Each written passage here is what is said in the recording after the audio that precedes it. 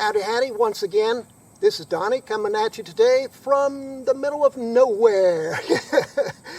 But anyway, today is 12 July 2023, and unless you've been living under a rock for these past couple of weeks, you surely know about the drama that's coming out of Red Hat surrounding their controversial decision to place the source code for Red Hat Enterprise Linux behind a paywall so that only paying customers can get to it, and furthermore, they have a clause in their user contract saying, hey, if you're a user, you download the source code as you're entitled to do, and you share it out with anybody as the GPL entitles you to do, then we'll just cancel your account and we'll no longer let you use Red Hat products. Yeah, so needless to say, that's not going down well in the free, as in freedom, software community. And, I've been watching other reactions from other YouTubers and also reading some articles about it. And, most of them, they're taking kind of a rational take and, calm take. And, yeah, they do agree that Red Hat is not acting as a good member of the free software community, and they are kind of the consensus that this could hurt Red Hat in the long run. It could also hurt Linux itself in the long run, because you're going to have fewer people, contributing back to Red Hat now. And Red Hat, they take a lot of these contributions from other people and incorporate them into the Red Hat product, and sometimes they'll contribute back to the upstream sources as well, right? But anyway, so that's basically Red Hat wants to cut that out, and they want to kill off the free of charge clones of Red Hat Enterprise Linux. So anyway, as I said, most of the YouTubers and opinion writers that I've been following, they agree that, this is not a good deal for the free software community, the free as in freedom software community, right? And two of the YouTubers, though, two who each have a Linux-related channel that's much bigger than mine in terms of viewers and subscribers and content, well, they have the most interesting responses, because they are just downright angry. And they both said, well, we're just not going to have anything at all to do with Red Hat anymore. And not only that, we're not even going to have anything to do with the free of charge Red Hat clones anymore, because, we don't want the rug pulled out from under us anymore, basically, right? So both of them have stated that they're just going to just go through, eliminate all Red Hat and all Red Hat enterprise clones from their servers and replace them all with Debian. And actually, one YouTuber went further. He said he's even going to eliminate Ubuntu, because he doesn't want anything that's created by a for-profit corporation, right? And of course, Red Hat and Ubuntu and SUSE, they're all producers of enterprise-grade Linux, and all are for-profit corporations. But anyway, that brings up the question, is that really a good plan? Is it really a good plan to replace Red Hat products, or whether it be Red Hat Enterprise Linux or any of the clones such as AlmaLinux or Rocky Linux? Is it a good plan to replace them with Debian? Well, it really depends upon your use case. I mean, if you're a casual desktop user, or even if you're a desktop user in a small business or whatever, and it's desktop, right? You use whatever you want for desktop. It doesn't really matter that much as long as you find something that meets your needs. For the server world, though, well, might be a different story, because Debian, it is a good, solid distro, right? Especially in the past few years, since they've started designating certain releases as long-term support releases. So it's a good, solid distro. It's stable, and in that sense, you'd think it'd be just what a corporation would want, or some enterprise would want. But there's more to it than that, okay? Because one of Debian's biggest strengths in the eyes of these two other YouTubers, and I'm not going to mention names, by the way, because I don't want to embarrass them. You can find them on your own if you want to, right? But one of the biggest strengths in the eyes of these other two YouTubers is that it is a community-based distro that is not sponsored by any corporation. So there's no corporation there that can yank the rug right out from under you.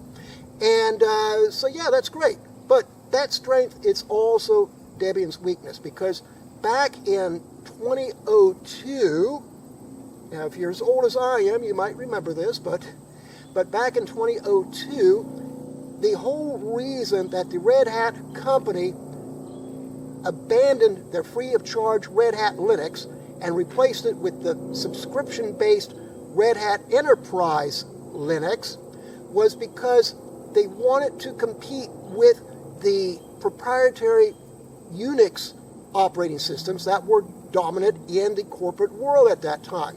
And they were going to the corporations, and the corporations were saying, no, we don't want to be using Linux because, look, it's a hobbyist thing. It's constantly changing. People are constantly tinkering with it. And we want something that's going to be stable and that's well supported. And so the Red Hat company said, okay, well, we'll eliminate the free-of-charge Red Hat Linux and replace it with the subscription-based Red Hat Enterprise Linux. And then they added the support option. You know, as part of that subscription-based service, they added support. And then on top of that, and by the way, yeah, they did kind of cheese off the free software community then too. They kind of cheesed off the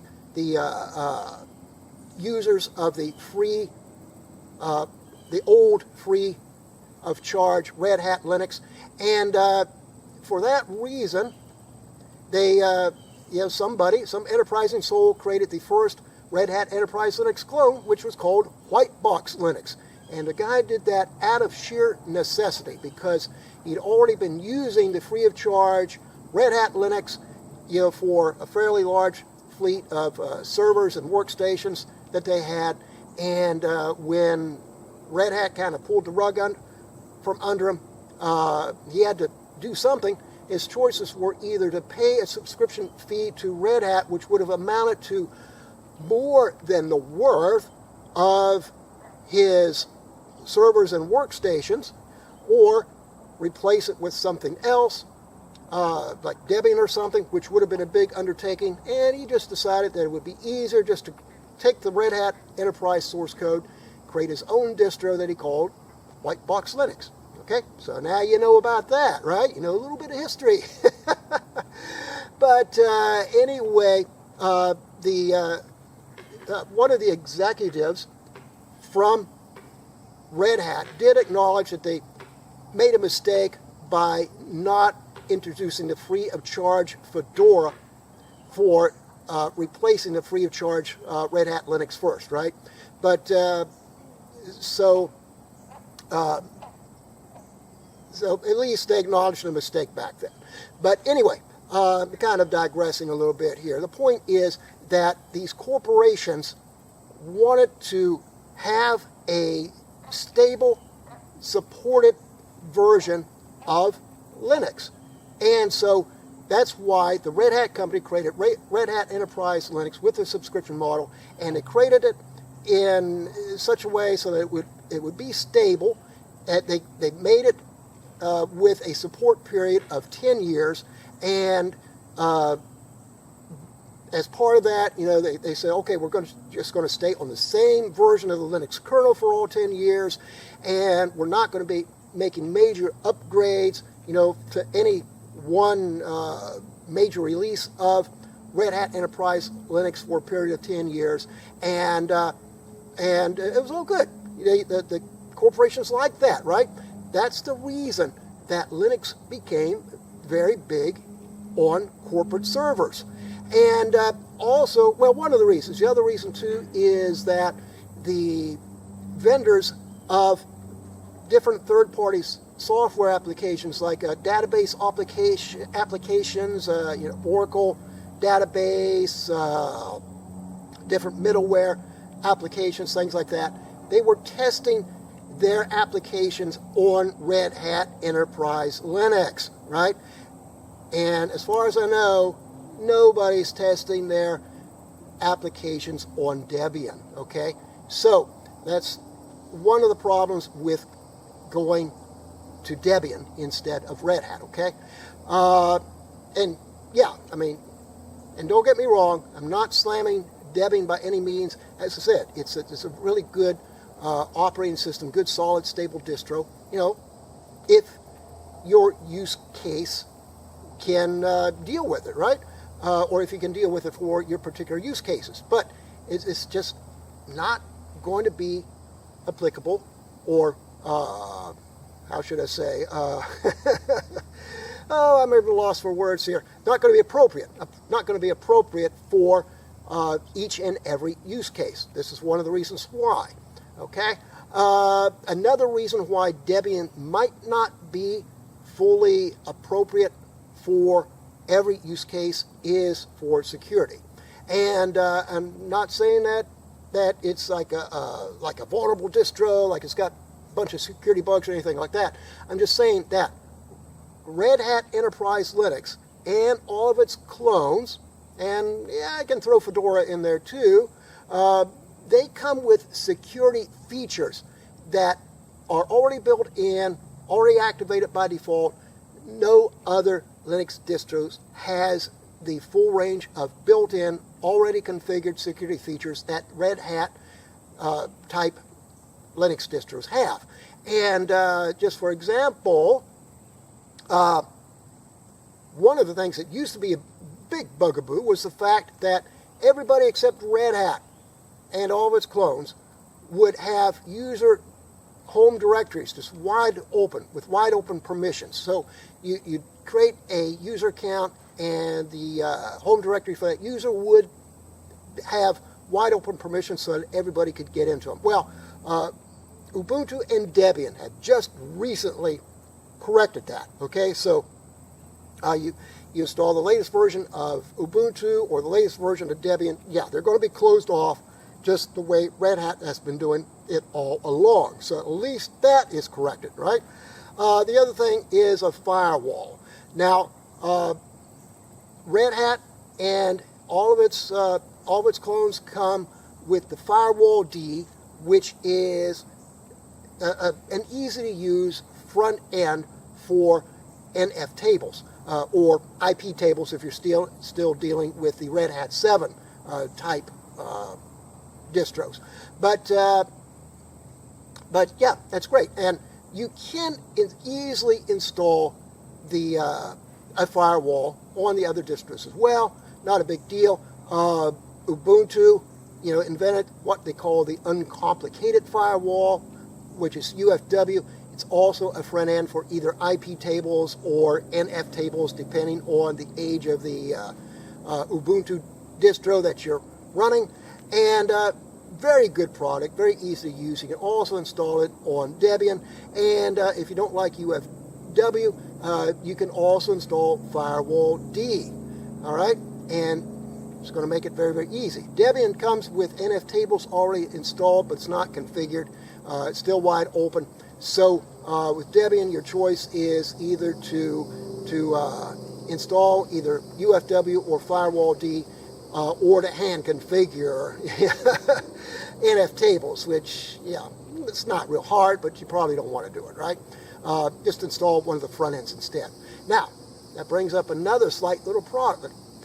That is the problem of mandatory access control. Your corporations are going to want something with mandatory access control, and by that I mean either AppArmor, which is standard on Ubuntu and SUSE, or SE-Linux, which is standard on the Red Hat type distros. Now, the thing with AppArmor, it's good to a certain extent, but it just doesn't give the protection that SE-Linux gives.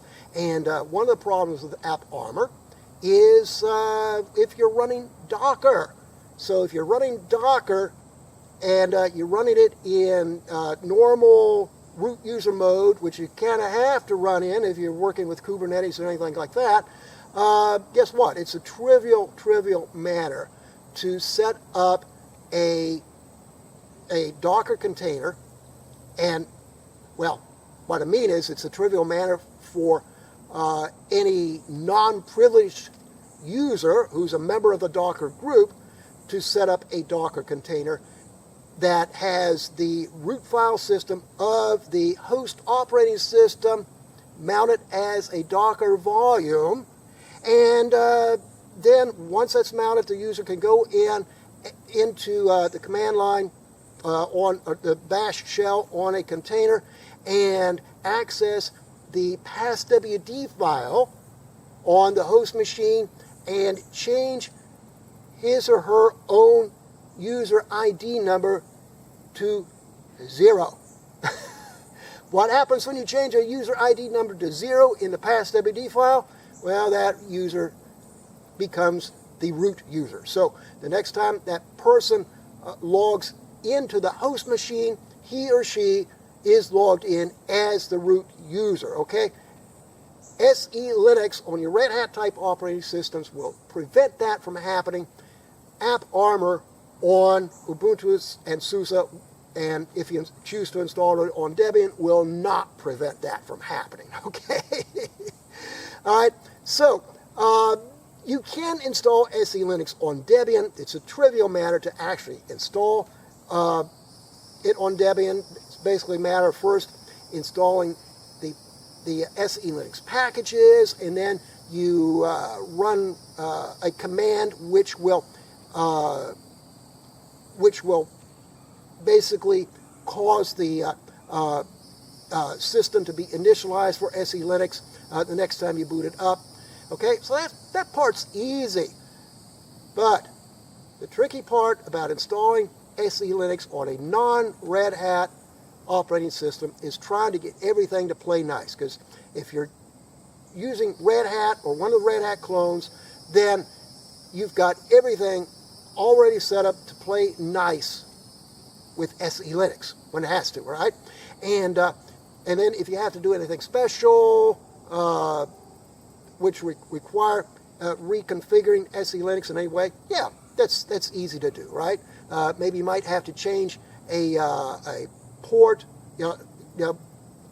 for that your web server is allowed to access or something like that. Very, very trivial to do with SE-Linux on Red Hat, right? And also on the Red Hat type distros, you have something called SE Troubleshoot, which takes your SE-Linux error messages, any error messages that you might get when SE-Linux is blocking some action. It will take those messages, put them into plain English, and will even offer suggestions on what to do to fix the problem. Now, I've been experimenting a little bit with SE-Linux on Debian over the past week. Haven't done a lot with it yet. Still a lot more I want to try to get figured out on it. But what I found out was the very first thing, I installed SE-Linux, operating system ran fine. Then I installed Firewall D.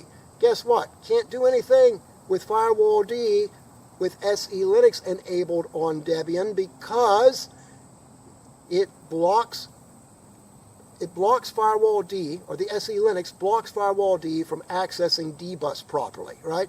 And SE Troubleshoot is not available on Debian. So guess what? I can't go in and easily figure out what's going on because the only thing I have available to me is just the raw audit D messages that are showing up in the normal log files. So those things, I mean, they're hard to interpret. I mean, all I really know is that it's blocking something with dbus, right? And I've done a little bit of investigation, found some SE-Linux booleans that I could set to have to do with dbus, but yeah, okay, so far, no luck in getting them to work. Okay, so yeah, if you're dealing with some sort of a corporation that requires that their Linux servers be running SE Linux, if you try to do that with Debian, yeah, you're probably going to be in for a lot of work trying to get everything to play nice together. All right, where the Red Hat type distros, already have all that set up. It's already configured for you, right? And also with regulatory compliance, Red Hat and its clones, they're the only name in town. All right, they're the only way to go, because if you try to set up a Debian machine to comply with regulations from like PCI, DSS, payment card industry, if you're working with an e-commerce site or a banking website, you try to set up Debian with that, okay? The only way you're going to do it is to get the checklist from the PCI people and just manually go through everything and configure it yourself, okay? And again, I don't remember what all the requirements are. I don't remember if PCI requires SE Linux or not, but if it does, yeah, as I said, you're going to have a problem there, right? And the same thing for other regulations from other regulatory bodies as well, whether it's HIPAA or STIGs from the U.S. government, or regulations from other governments around the world, or from other types of regulatory bodies. I mean, there's a whole bunch of different regulatory bodies that promulgate the different regulations and different configuration standards for Linux distros, for the best security, for the security that they require, right? And with Red Hat and all of its clones, it's easy because you have OpenSCAP, and I've talked about OpenSCAP in previous videos.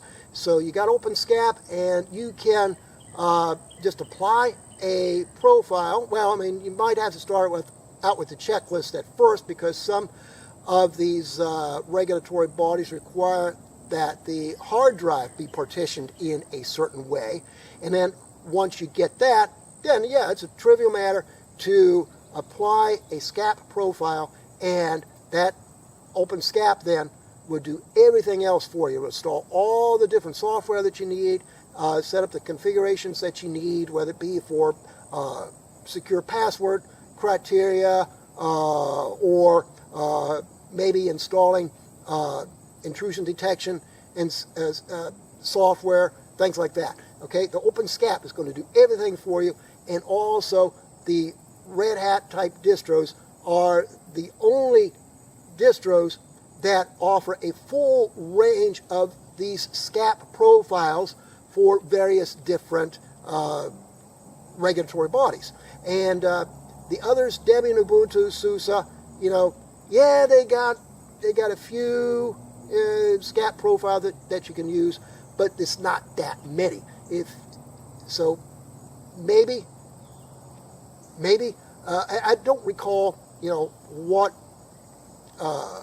SCAP profiles each of them has, but so maybe they might have a profile that you need, and maybe they won't. Most likely they won't, okay? So yeah, the only way to get full support with SCAP and OpenSCAP to be sure to get the profile that you need is to go with a Red Hat type of product, a Red Hat type of operating system. And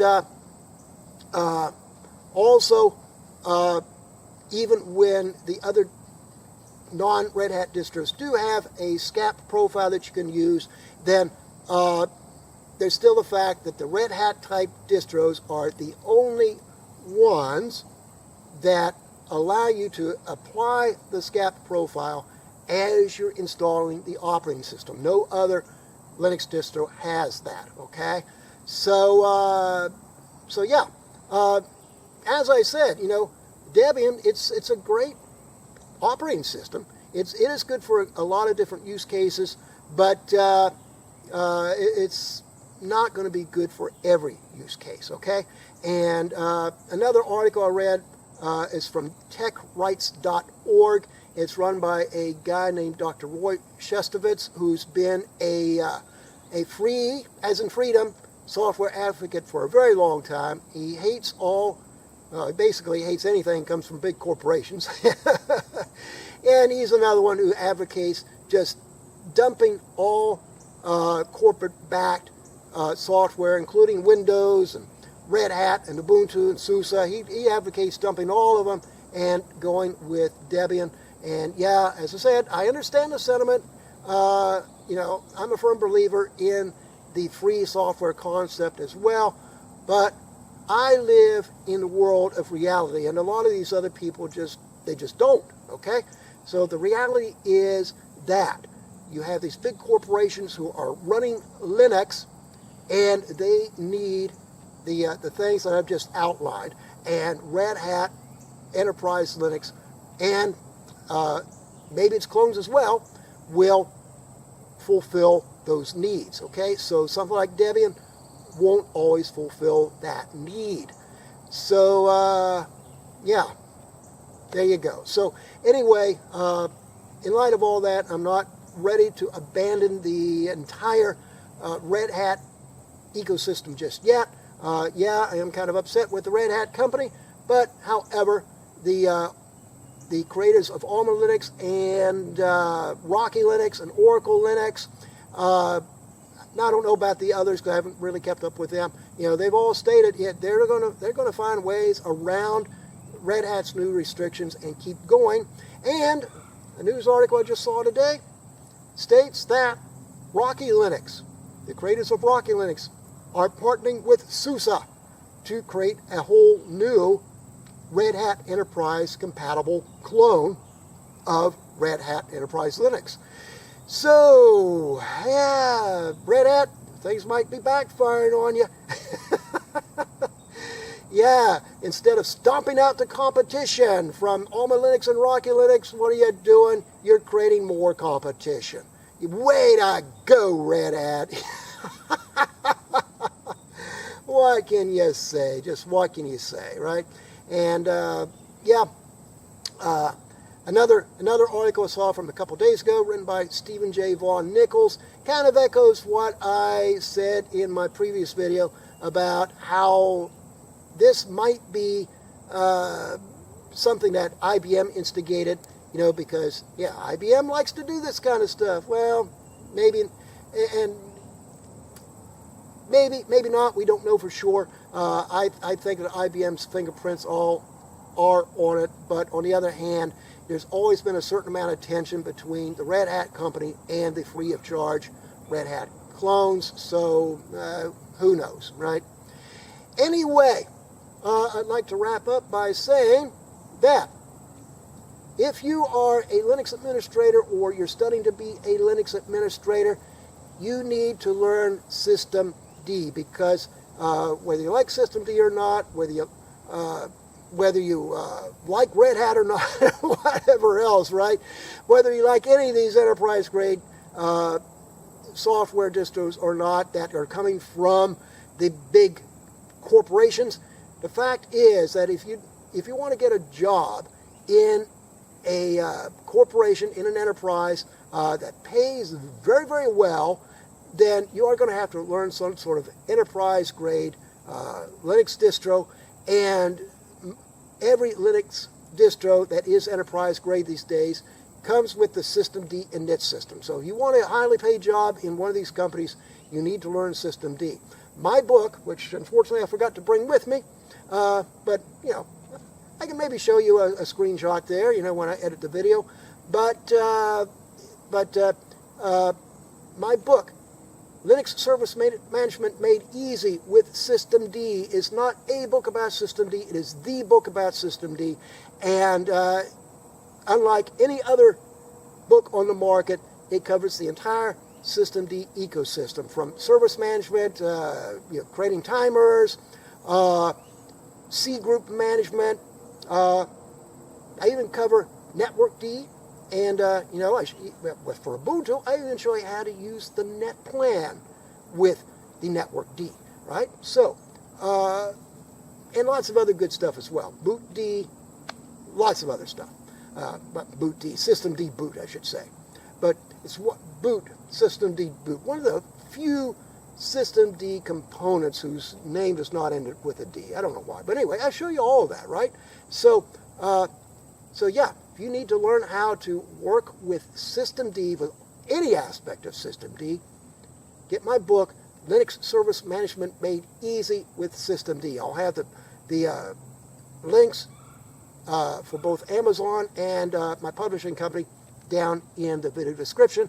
And my other book as well, which is titled Mastering Linux Security and Hardening. And as I'm recording this on 23 July 2023, it is in the 3rd edition, which was just published at the end of February of this year.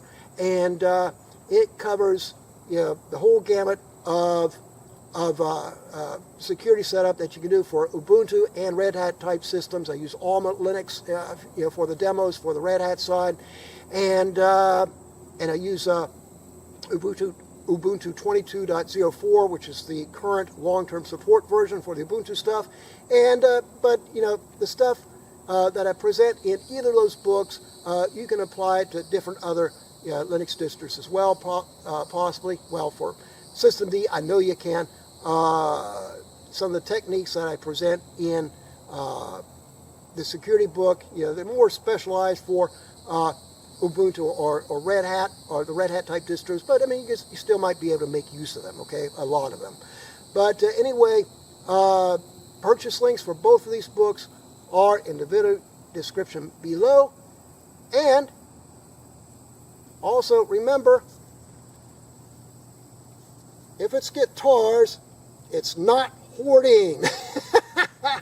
Always remember that, okay? It's not hoarding if it's guitars, all right? You can never have too many guitars. All right, folks.